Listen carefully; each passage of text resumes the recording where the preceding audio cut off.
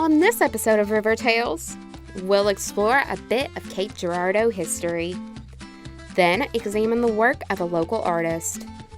We'll take a seat in a high school media class and find our homes during sorority recruitment. And before we leave, we'll take a look at an innovative program at an area school. Stay tuned for River Tales.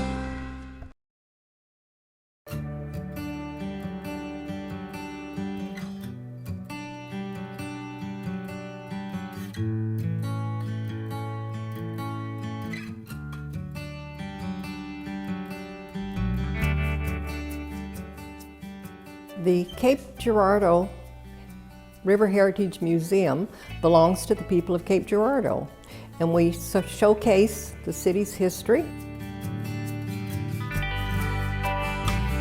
We go back to the Girardeaus, which was Jean-Baptiste Girardeau and his wife, Therese Nauvoo. Girardeau was not the founder of the city, but he's the city's namesake.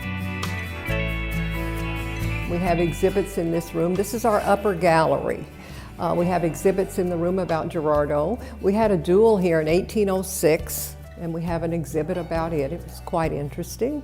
And of course, we have the showboats from the middle part of the 1800s. The lower gallery features Lewis Houck, who was considered to be the father of Southeast Missouri. He brought the railroad here. He was responsible for getting SEMO, Southeast Missouri State University, located in Cape Girardeau. And then of course we have our own Marie Oliver. Mrs. Oliver designed the Missouri state flag while living here in Cape Girardeau in her house on North Street.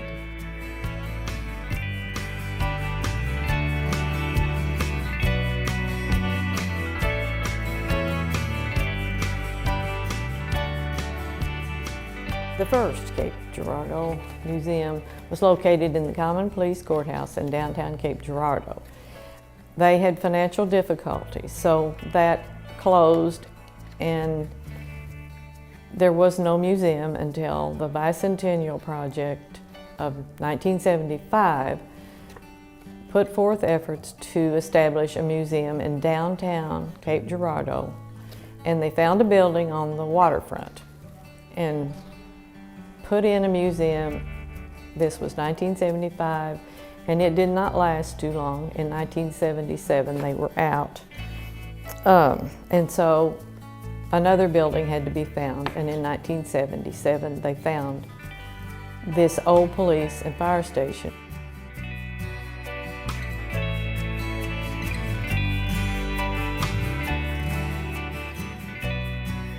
We preserve stories and memorabilia and all kinds of artifacts that pertain to the daily lives of the people who lived here ever since the town has existed. Little stories about someone that cooked for people at the jail. We have a written record of those things for people in the future to come and research.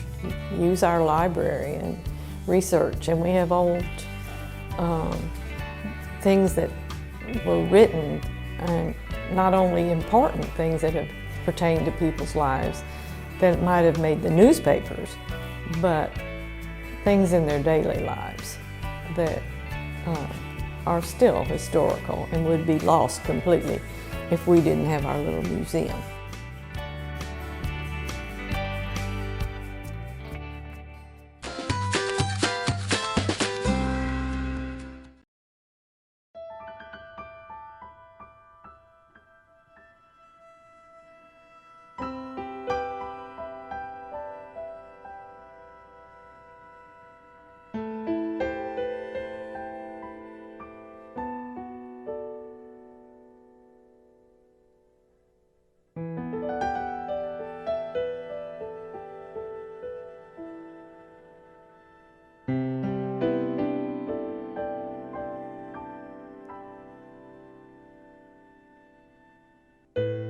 I'm Helen Towner, and I've lived here in Cape Girardeau for 17 years with my husband. I have a degree in art education. I graduated in 1971 from a school in Indiana, in art, but I got back into art more intensely in 2006, although I've been doing things artistic for a long, long time.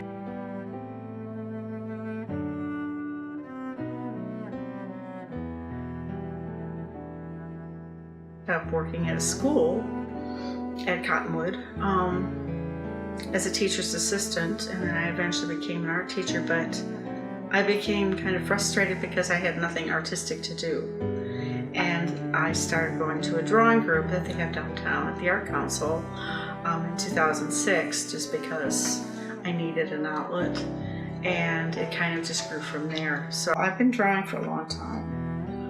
My mother drew, and I showed promise pretty early. My aunt got me art lessons for a while when I was 10. But my grandmother, she lived in Chicago, and she was married to an architect, and she was very involved with the Art Institute. Memory of anything artistic from her was when I was only 4. And I would never have done this with a 4-year-old. She gave me a set of English watercolors, beautiful set of 40 colors, and I played with it. I had it for years. I don't even know what happened to it. It was a metal box, and it had all these colors, and I just was totally fascinated by it. I think about a lot of things. I think about the process because I'm still learning, even though I've done very well with some of these things. I'm still learning, and so I'm still striving to make it feel like what I want it to feel like. Not just something realistic, but there's something about a mood of a place, or a mood of a something, or a mood of a person's face, and the color, and trying to get that edge, and it doesn't always work. Artists say that, even good ones say they're happy with 1 out of 8 pieces they do, which is very realistic, actually.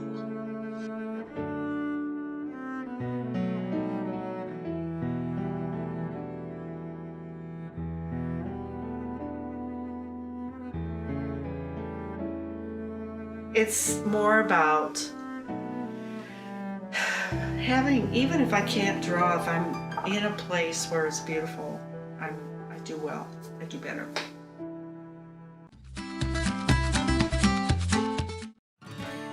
At Southeast Missouri State, we know agriculture can mean so much more than working on the farm. It means research and lab work that lead to profitability and sustainability. It means creating new jobs that other people haven't even thought of yet. It means the spirit of entrepreneurship and the desire to make your own way. You want to do something groundbreaking beyond plowing fields. So let's get started. You can sing in the shower and doodle in the margins of a notebook for the rest of your life, or you can push your creativity to center stage and develop the skills to back it up. At Southeast Missouri State University, you can surround yourself with minds that are as creative and weird and beautiful as yours, at a campus dedicated exclusively to the arts, with classmates who share your passion and faculty who know the industry. You've got talent. Let's see what you got.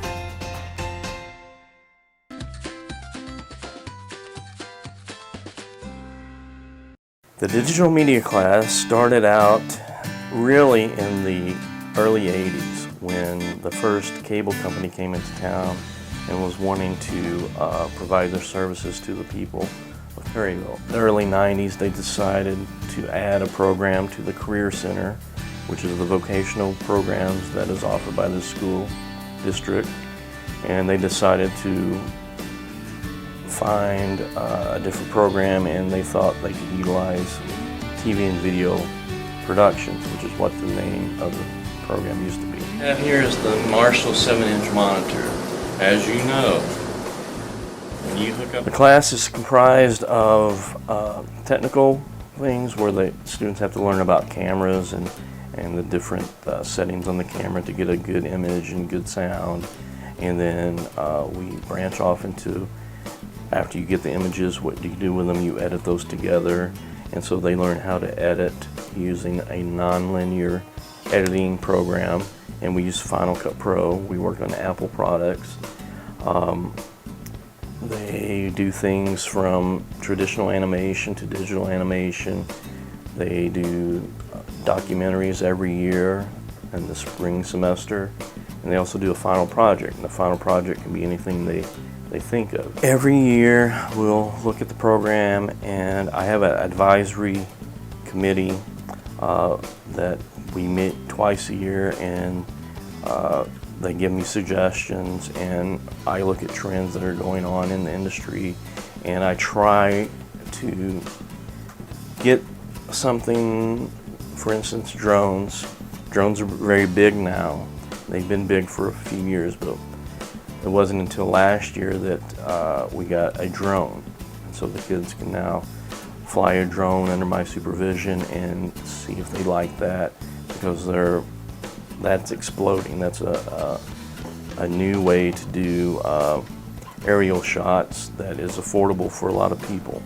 A lot of my students that go on to even college say that they're usually a semester or two ahead of other people that didn't have a program in school or just switched recently.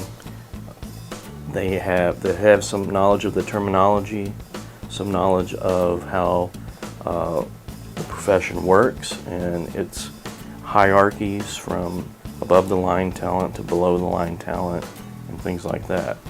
We are hoping to, in my case, get a new facility because we're pretty crammed up here from where the class began.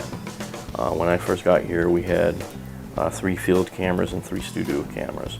Now we have 6 field cameras of high quality, and we just recently got 3 new studio cameras and new studio equipment in the control room, and we're just running out of space to put everything because we do our best to keep everything working, and most things still work, so you hate to throw things out, but occasionally you do have to get rid of some things. We have little ball games and things that we could play if we wanted to. We run the public access channel, which mainly is a bulletin board for things that go around the community, and we also play our content on it, but we have in recent years been expanding where we've got a presence on YouTube and Facebook and now Twitter and some of the other things where people can find our content and view it. That gives the students another way to get their work out there, because what they're doing in the 2 years here, they're creating a reel that they can take to an employer.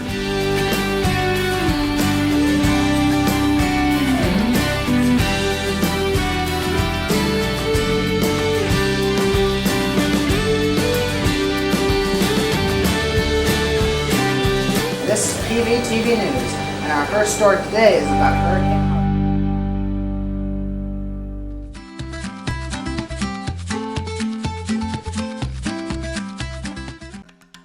Hackers are brilliant. At Southeast Missouri State, our students are better.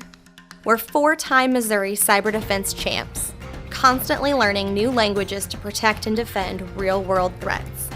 Our cybersecurity program was the first of its kind in Missouri. Our faculty are industry professionals. And did we mention 100% of our grads get jobs? Tomorrow's threats?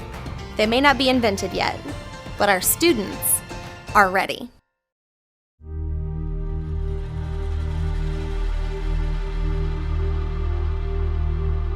Imagine your entire family killed in front of you. You'd be traumatized for life.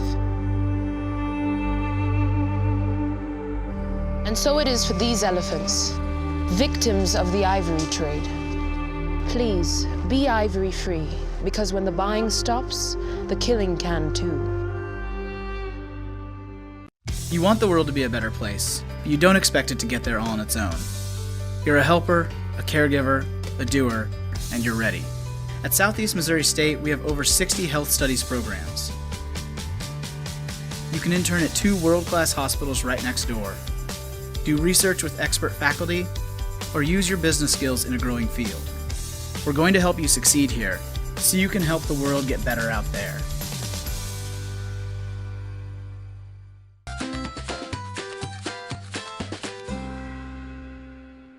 On Southeast Missouri State University's campus, there is a community whose history spans more than a century and a half. A community founded on philanthropy, scholarship, and sisterhood. Sororities have been an integral part of colleges and universities, both nationally and internationally. They provide both positive social and academic outlets and opportunities to help progress and better the lives of millions of young women every year. The National Panhellenic Council is the umbrella organization over the 26 national women's fraternities and sororities. Each organization is its own social Greek letter society composed of college women and alum. And then here on campus, the National Panhellenic Council is composed of 8 executive board members, as well as a delegate from each of the 7 organizations. Each organization provides a home away from home for its members. It provides a place to thrive academically with mentoring programs, study hour programs, stuff like that. It provides a good social experience. You're always meeting new people, talking to new people, whether it be within your own chapter, within other chapters. Panhellenic formal sorority recruitment is a mutual selection process between potential new members and active sorority women that gives potential new members a chance to meet chapter members, ask them questions, learn about their organizations. SEMO's formal sorority recruitment is a long 4-day process that works to ensure that the young women going through the program are finding the right home for them. But they do not go through this process alone. There is an elite group of women working to make a difference in the process for the potential new members. Pi-Chis are women that are already in chapters here. They are women that disaffiliate from their chapters, which means that they no longer use those letters for an extended amount of time. At that time, they take on new letters, their role as a Pi-Chi. The role that Pi-Chis play in sorority recruitment is very high. It's a very needed role in recruitment. Girls will come through, obviously most of them are new to college, new surroundings, new friends, sometimes people they don't even know. First things first is a Pi-Chi is someone that can just be there for them, you know, they can be their first friend in college, somebody to go out to eat with, somebody to just do things with, someone new to interact with that's already gone through the process. Once recruitment has started, they are that confidant, they are the person that they can, after each night, can sit down and talk to just kind of how they're feeling about each chapter. They go into a 4-week training process, training such as scenarios, putting them in situations and seeing how they react, teaching them how to be good leaders, teaching them how to, you know, kind of console girls and things like that, because sometimes the recruitment process can be, you know, intimidating and stressful and things of that nature. I wanted to become a Pi-Chi because I had a really bad Pi-Chi experience, and for me, I felt like I wasn't worth enough to be talked to about things, or like I felt like me being there didn't really matter, and I didn't want any other girl going through recruitment to feel that way. I think that Pi-Chis play a large and a very important role in recruitment. During recruitment, by my Pi-Chi group was called, you know, Mama Kinsey a lot, so I guess you do kind of end up playing a mom role. You're there for them when they need you the most and when they're the most confused, and that's when they're trying to figure out if they like one sorority more than the other, or, you know, they're confused on a choice. I think one thing that a lot of people don't understand is the fact of why we do such formality within our recruitment. The big thing is that we want these women to feel most comfortable with the chapter that they're going into. We want them to have friends beforehand. We want each girl to have equal opportunity during recruitment and within recruitment to find which home or which chapter suits them best. And when recruitment is over, everything comes together in a massive celebration on bid day, the day where new members and Pi-Chis get to run home. And for the new members, it is the start of a journey that not only lasts 4 years, but for the rest of their lives as Panhellenic women.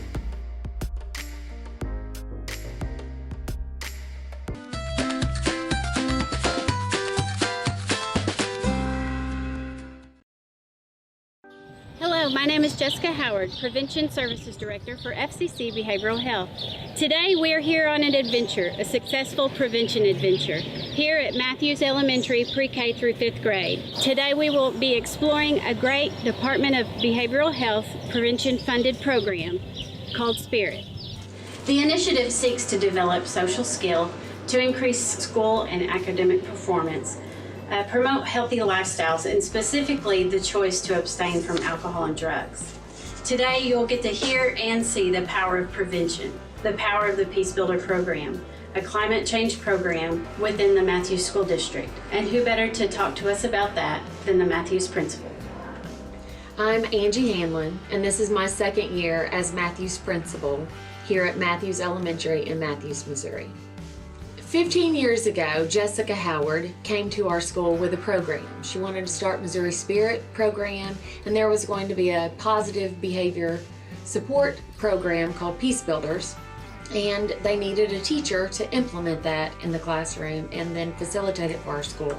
So I was the teacher chosen, and I started and I received my training, and very quickly I saw what this program did to students, what it did to me, and definitely what it did to our classroom environment.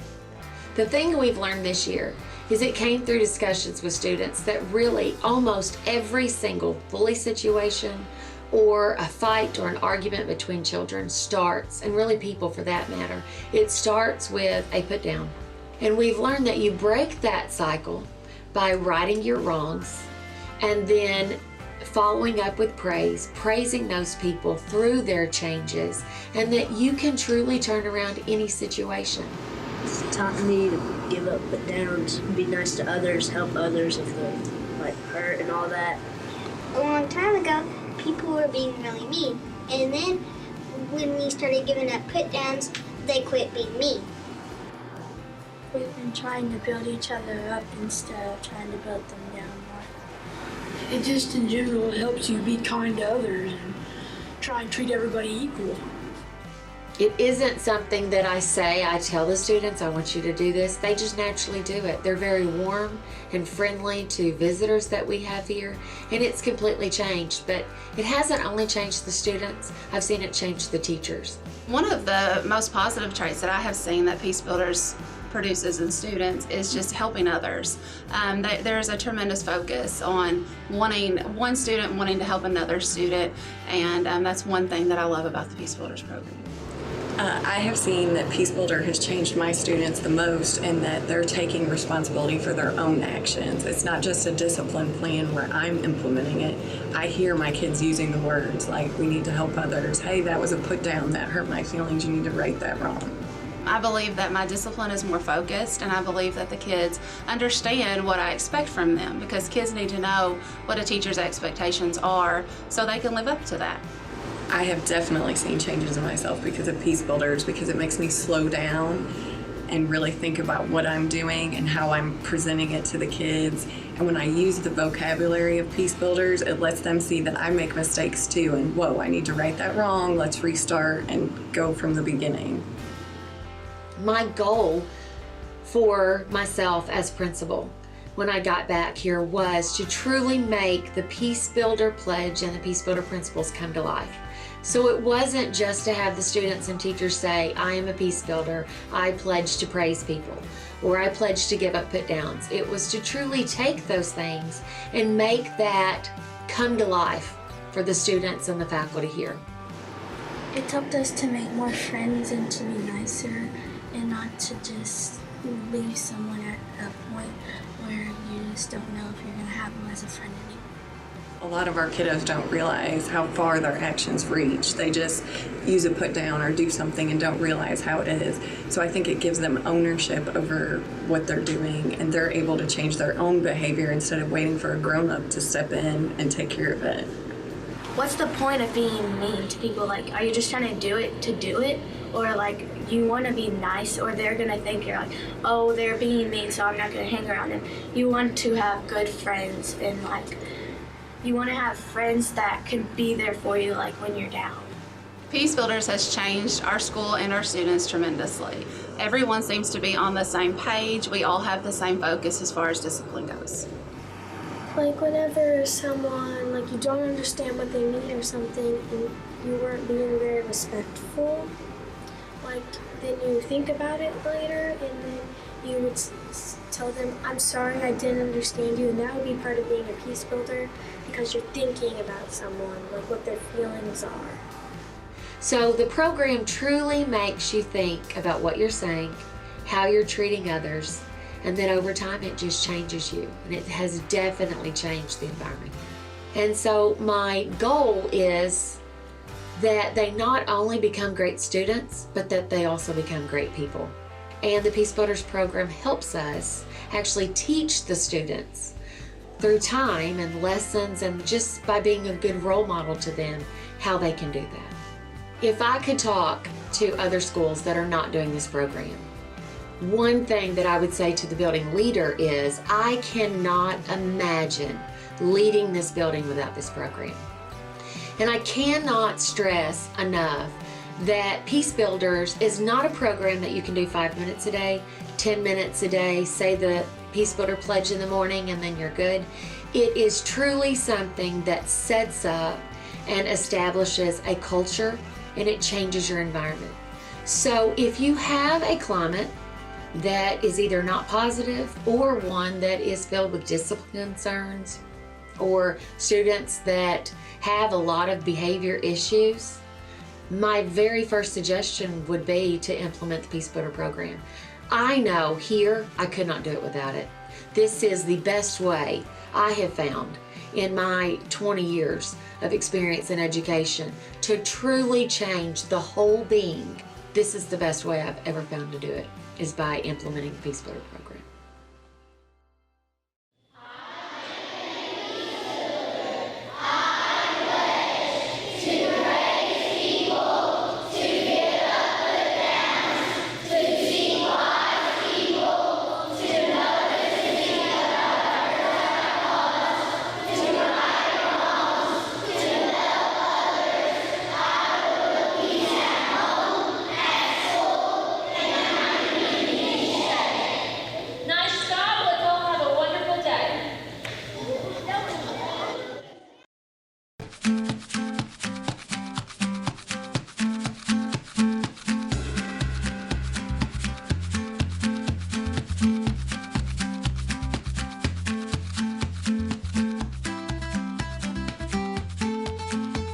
River Tales is a production by Southeast Missouri State University's TV and Film Department.